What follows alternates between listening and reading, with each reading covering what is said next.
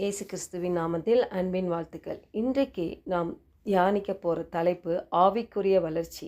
வசனம் 2 பேதுரு 1:2. தேவனையும் நம்முடைய கர்த்தராகிய இயேசுவையும் அறிகிற அறிவினால் உங்களுக்கு கிருபையும் சமாதானமும் பெருக கடவது. பாருங்க, விசுவாசிகளுக்கு அவங்களுடைய ஆவிக்குரிய வாழ்வில் நிலைத்து வளர வேண்டும் என்று ஒரு ஊக்குவிக்கிற வசனமாக இருக்குது. தேவனுடைய ஆசீர்வாதம் நம்மை காக்கும் கவசம் மாதிரி இல்லையா? நம்மிடம் குறைகள் இருந்தாலும் அவர் கிருபை நம்மை தாங்கி நிறுத்துகிறது. பாருங்க, வானத்துக்கு பூமிக்கு எவ்வளோ தூரமோ அவருக்கு பயப்படுறவர்கள் மேல் அவருடைய கிருபை அவ்வளோ பெரிதாக இருக்குது என்று நம்ம வேதத்தில் பார்க்குறோம். கிருபையை நம்மளோட கிரியை மூலமாக சம்பாதிக்க முடியாது. ஆனால் தேவன் நம்மளுக்கு இலவசமாக நமக்கு கொடுக்குற விலை மதிப்பற்ற ஒரு பரிசாக இருக்குதுப்பாங்க. நம்மால் முடியாத இடத்துல தான் அவர் கிருபை நம்மை உயர்த்துகிறதா இருக்குது. அநேகர் பாருங்கள், அவங்க சாட்சியில் பகிரும் பொழுது சொல்லுவாங்க இல்லையா, தேவன் எனக்கு கிருபையாய் இந்த சுகத்தை கொடுத்தார், கிருபையாய் என்னை விடுவித்தார், கிருபையாய் என்னை தாங்கினார் அப்படின்னு சொல்லுவாங்க.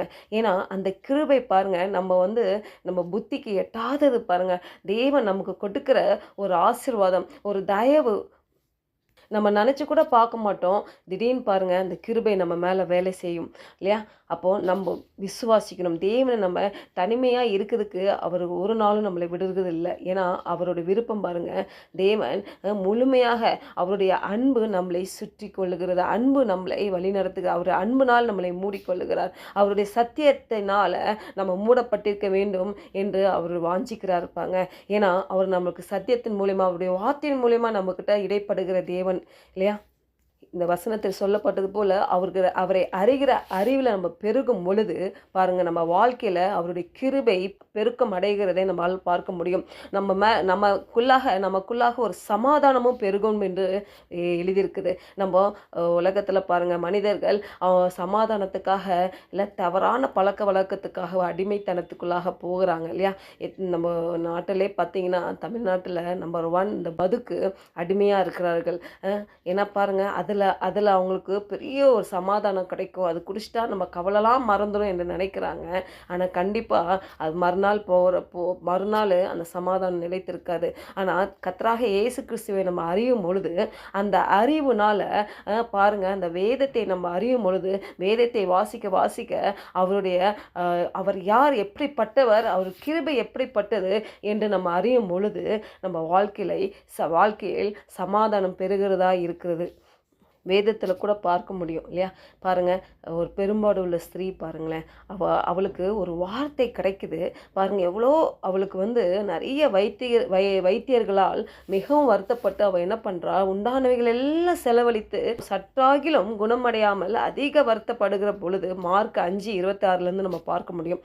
இயேசு கிறிஸ்துவுக்கு அவள் கேள்விப்பட்டு எழுதியிருக்குது 5:27. இயேசு கிறிஸ்துவை குறித்து கேள்விப்பட்டு அவரை தேவனை அறிகிற அறிவில் பாருங்க, மனதை இருதயத்தை அந்த இடத்துல வைக்கிறா. அப்போ அவருடைய வஸ்திரங்களை யாகிலும் தொட்டால் சொஸ்தமாவேன் என்று சொல்லி எதில் யாருக்கு சொல்கிறா? அவளுக்கே இருதயத்தில் சொல்கிறா. ஏன்னா அந்த இருதயத்தில் பார்க்குறா, அந்த இயேசு கிறிஸ்துவை பற்றி கேள்விப்படுறா, அந்த இருதயத்தில் கொண்டு போகிறா. அநேக வேளையில் நம்ம அவரை குறித்து நம்ம சபையில் கூடுகையில் நம்ம கேட்குறோம், எல்லாம் அவரை பற்றி எல்லாம் நம்மளுக்கு தெரிந்திருக்குது.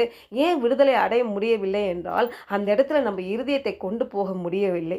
அந்த இருதயத்தில் கொண்டு போயிட்டா அந்த பெரும்பாடு உள்ள ஸ்திரீ போல நம்மளுக்கு ஒரு வெளிப்பாடு கிடைக்கும் பாருங்களேன்.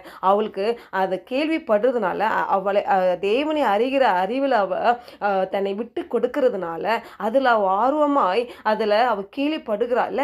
அநேகர் இவர் கேள்விப்பட்டிருப்பா, இவர் சுகத்தை கொடுக்குறாரு, இவர் குருடருக்கு பார்வை கொடுக்குறாரு, செவிடர்களுக்கு காது கேட்க உதவி செய்கிறார் அப்படின்னு சொல்லி அவள் அநேக காரியங்களை கேள்விப்படனால அவளுக்கு ஒரு வெளிப்பாடு கிடைக்கிறது பாருங்கள். அதே மாதிரி ஜனக்கூட்டத்துக்குள்ளாக அவள் பின்னாக போய் அந்த வஸ்திரத்தோட அவள் உதிரத்தின் ஊரல் நின்று போயிட்டு அந்த க்ஷண பொழுதிலே அவள் வேதனை நீங்கி ஆரோக்கியம் அடைந்ததை அவள் தன் சரீரத்தில் உணர்ந்தாள். இதுதான் பாருங்கள், இதுதான் ஒரு மேனிஃபெஸ்டேஷன். அந்த செகண்டில் அவளுக்கு கிடச்சிருச்சு பாருங்கள். முதல்ல கடவுளை அறிகிறார், இயேசு கிறிஸ்துவை அறிகிறார். அப்புறம் அவன் என்ன பண்ணுறான், அவளுக்கு ஒரு வெளிப்பாடு கிடைக்கிது. அந்த வெளிப்பாடு மூலியமா அவளுக்கு மேனிஃபெஸ்டேஷன் உண்டாகிறது, அவளுக்கு அது நிறைவேறுகிறது. அவள் உணர்கிறாள், அவள் சரீரத்தில் ஒரு சுகத்தை அவள் உணர்கிறாள். இப்படி தான் இன்றைக்கும் நம்மளுக்கு கர்த்தர் இயங்கி கொண்டு இருக்கிறார். நம்ம விசுவாசிக்கிறதா இருக்குது. அப்போ அவரை அறிகிற அறிவில் வளரும்னு சொல்லி நம்ம விட்டு கொடுக்கும் பொழுது, நம்ம ஆயத்தமாக இருக்கும் பொழுது தேவன் ஒரு வெளிப்பாடை நம்மளுக்கு கொடுத்து நம்மளை விடுதலை செய்ய வல்லவராக இருக்கிறார். இன்னும் அவருடைய கிருபை நம்மளை தொடர்ந்து கொண்டே தான் இருக்குது பாருங்க. தேவனுடைய வார்த்தையை நம்ம அதிகமாய் படிக்கும் பொழுது தேவனை அறிய முடியும். தேவனுடைய கிருபை நம்ம அதிகமாக பெறும் பொழுது அவருடைய தயவு நம்ம வாழ்வில் பெருகும் பாருங்க. செபிப்போம். பரலோக கர்த்தாவே, ஆண்டவரே, உண்மை அறிகிற அறிவில் நாங்கள் வளரும் போது எங்கள் வாழ்வில் கிருபையும் சமாதானம் பெருகும் என்று நாங்கள் தியானித்தது போல ஆண்டவரே, அப்போ உண்மை அறிகிற அறிவில் நாங்கள் மேலும் மேலும் வளர பரிசுத்த ஆவியானவர் எங்களுக்கு உதவி செய்யும்படி ஆண்டவரே ஜெபிக்கிறோம். இயேசு நாமத்தில் ஜெபிக்கிறோம் நல்ல பிதாவே, ஆமென்.